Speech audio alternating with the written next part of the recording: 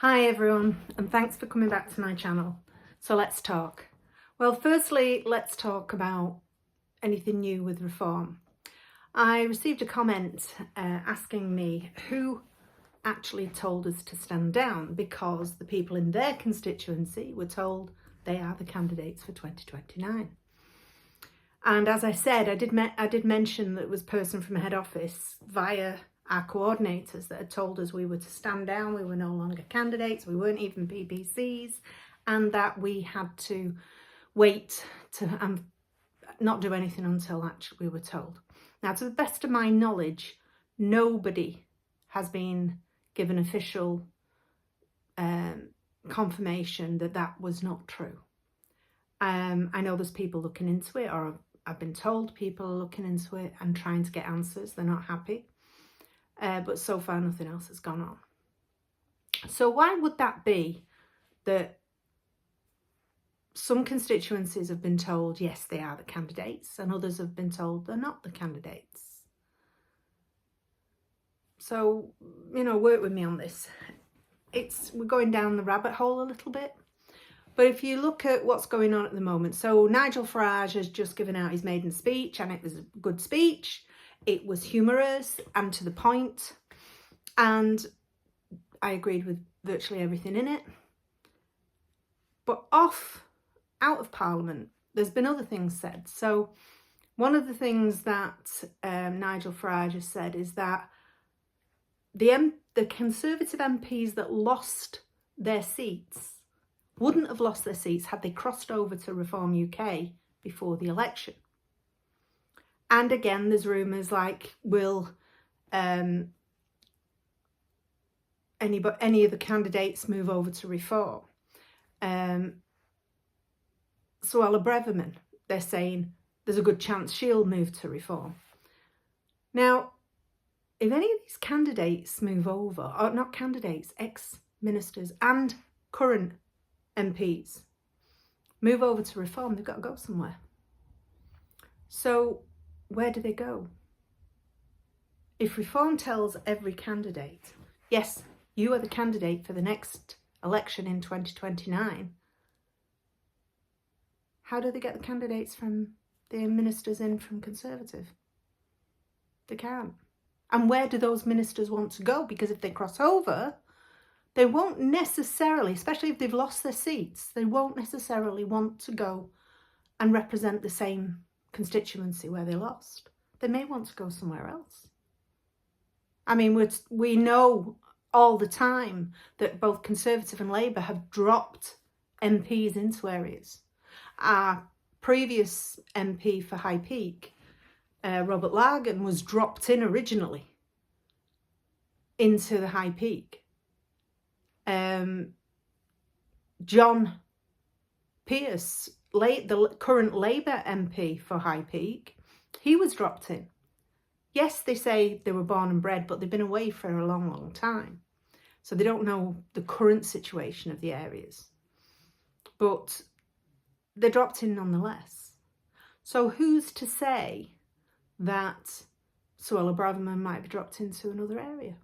Somewhere where she is guaranteed to keep the seat. I know she's did she lose her seat? I can't remember. But there's lots of them that lost their seats. People are so outraged with Conservative. So they'll be picking and choosing. So if Reform wants to bring them over, they can't tell the candidates that, or the actual PPCs as they should be, that they are guaranteed their place in the next general election. Because they may not be. They may bring in Conservatives. Which kind of leads to another question. Farage said during the election he was going to crush Conservative. They were gone. On one hand, he said he was going to crush them. On the other hand, he said they'd done it to themselves. Now, bearing in mind all this globalist nonsense, this net zero nonsense, has all been planned for decades. I mean, you've got the likes of Obama, Blair, Van der Leyen, Starmer, Bill Gates. All these people are part of the WEF. And all these people have been planning to take over. Now, I know a lot of people out there are not awake. They still think that what they see on the mainstream media is the truth. It's not. It's cherry-picked. And I have noticed, my routine in the morning used to be that I get up and have a cup of tea, read the papers on my phone and what was coming up in the mainstream media. And I thought that was the truth. I went to Spain and found that I didn't have all these channels anymore. So I used to watch a lot of YouTube.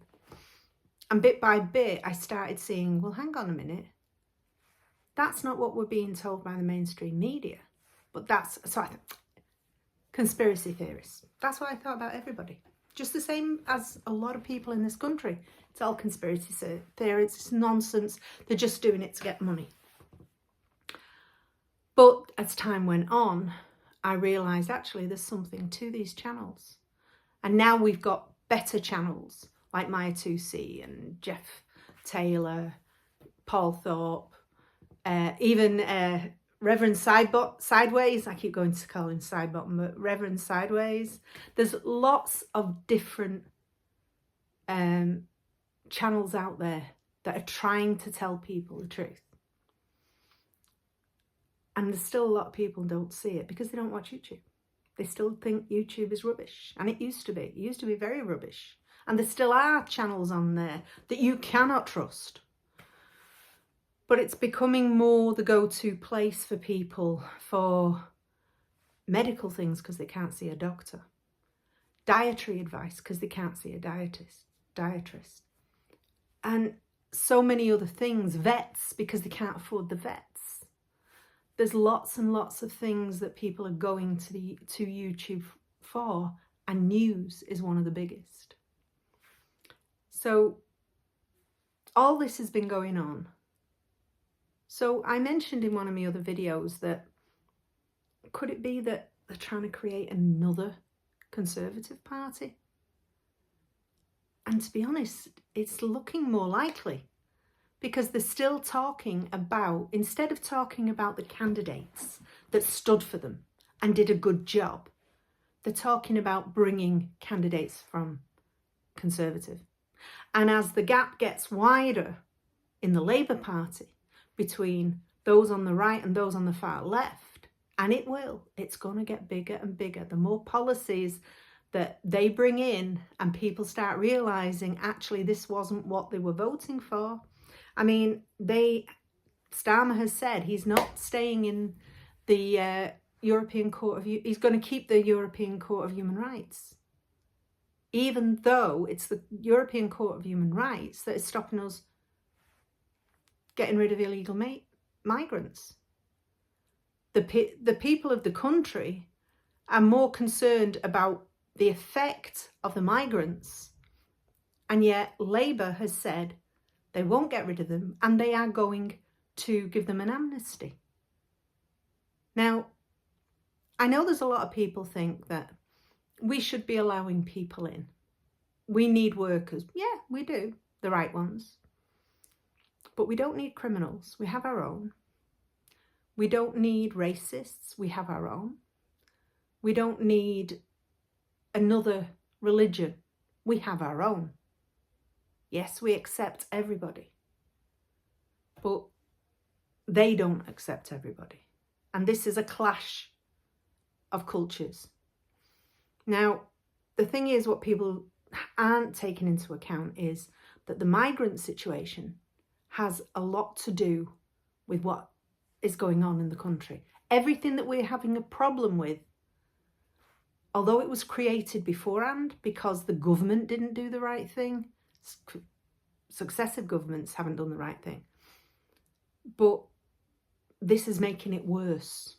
And it doesn't matter what religion, what race, anything, or where they're from. It just means that all these people coming in is making it worse. It's basically supply and demand. Now, okay, people will say, what's supply and demand? That's business. It's not business, it's a country. The thing is, let's look at the NHS. The NHS hasn't got the supply of beds. It hasn't got the supply of nurses and doctors that it needs. But it has a huge demand on its resources. So it's supply and demand.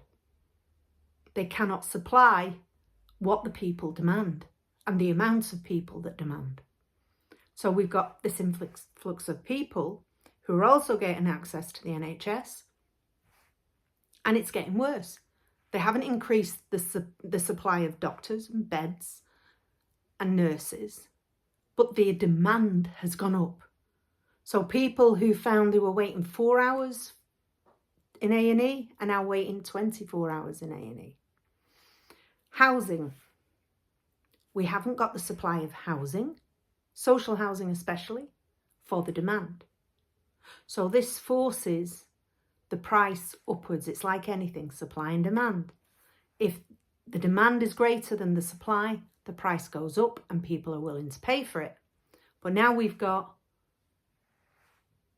this uncontrolled migration, which has put more supply on the demand for housing, or more demand for the supply of housing. So we're even in a worse state again. Everything that we need, whether it's social housing, whether it's NHS, whether it's dentists, whether it's care homes, everything, the demand increases with uncontrolled migration.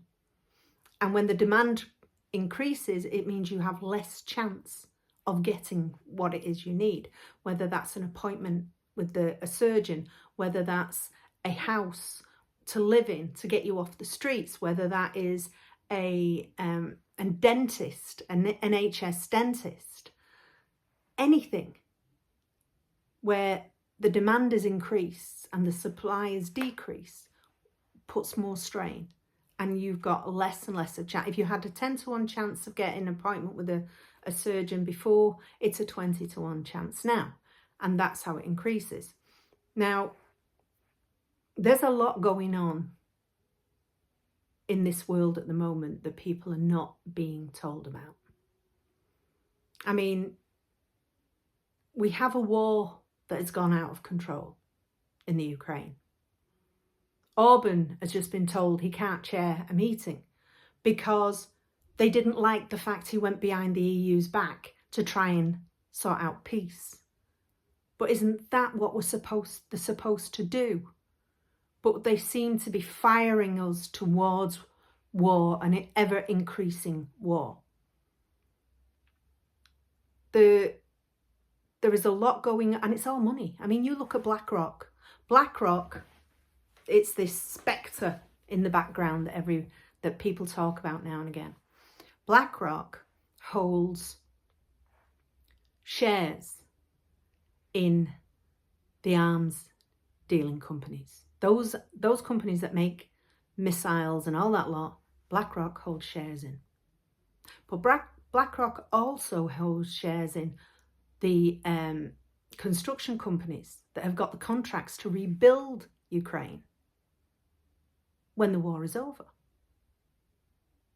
BlackRock holds shares in all the big food companies.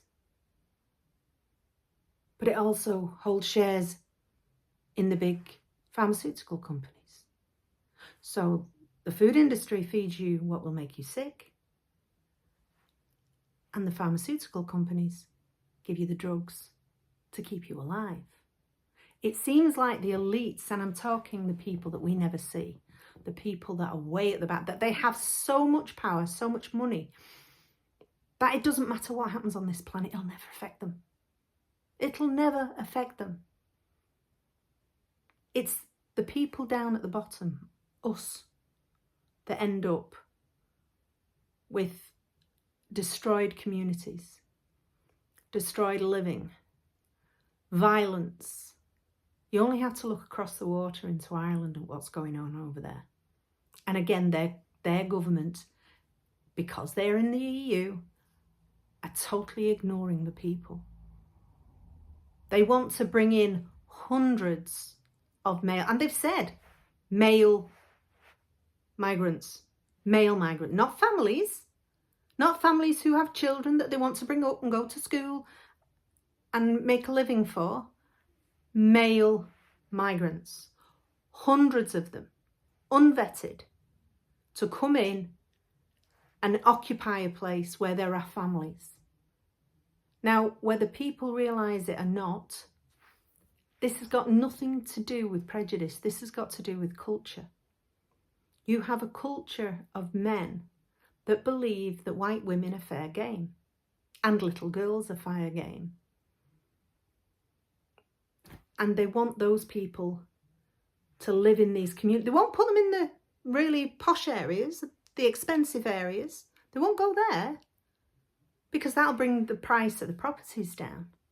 But they'll put them in normal housing estates, in amongst them, whether it be council or private. But the working class and middle class, they'll get all these people. And then their price of their properties will be affected as well. Because who wants to go and live near a load of migrants? I wouldn't. Now, I'm not racist. I know somebody be going, oh, racist, fascist. I'm not racist. Racist is to define racism. To be a racist, you discriminate against somebody because of their race. Now, I'd say colour as well, but because of their race. I don't discriminate against that. I don't care what colour somebody is. I don't care where they're from. What I care about is how they look on life and other people. Now, I was brought up Christian. I'm not a practicing Catholic. But the values that I was given as a child that followed me all up to when I was married, I was still going to Mass up to when I got married. I got disillusioned and I no longer believe in religion.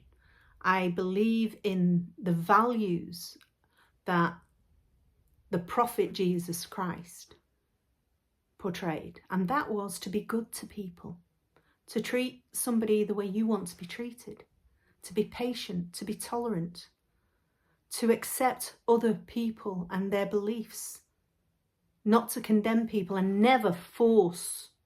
I know the Catholic religion did.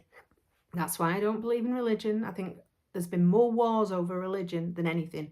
Religion is designed to control. Nothing else, to control the population. If you want to believe in God, that is an entirely different thing. But religion was designed to control. But you have an ideology, because you can't call it a religion. You have an ideology that believes in forcible transition from Christianity to Muslim, to Islam. I wouldn't even class Muslims as Islam. It's Islam. Islam believes that we should all become Islam or we don't deserve to live. Christianity doesn't preach that. Christianity, even though we've had Catholics that went out killing people, we had the Crusades, all that, the actual teachings, when you get right down to it, was goodness. The teachings of Jesus Christ was to be good. The religion preached, convert everybody. But Jesus Christ didn't.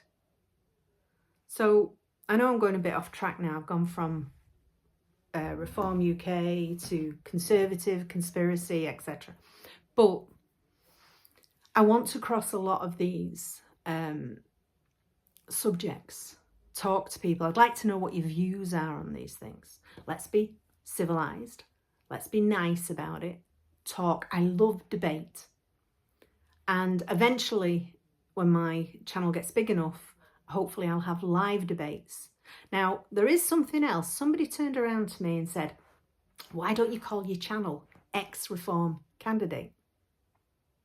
or ex-Reform UK candidate, and use them to publicise me the way they use me to publicise them.